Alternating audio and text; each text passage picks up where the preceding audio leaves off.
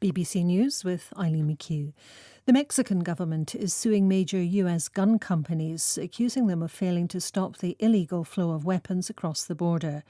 Mexico's Foreign Minister, Marcelo Ebrard, said the step would drastically reduce illicit trafficking, which he said had armed the drug cartels.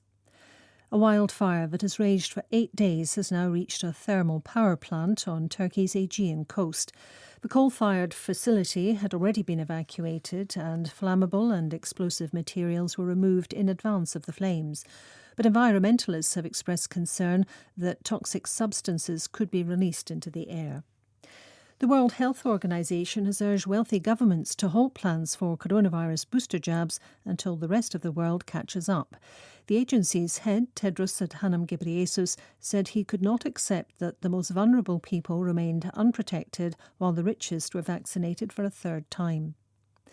The head of the US Agency for International Development, Samantha Power, says she has raised concerns with the Ethiopian authorities about the use of language that could incite ethnic violence.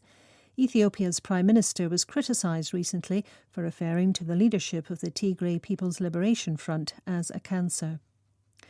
Britain has made a series of changes to its international travel rules, making it easier to enter England.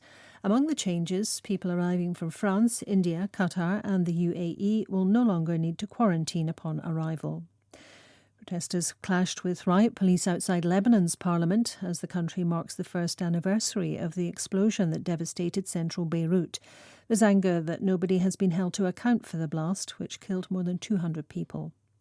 And 3 people have been arrested in Nigeria after the authorities discovered a huge quantity of wild animal parts in Lagos, including 18 tonnes of pangolin scales. BBC News.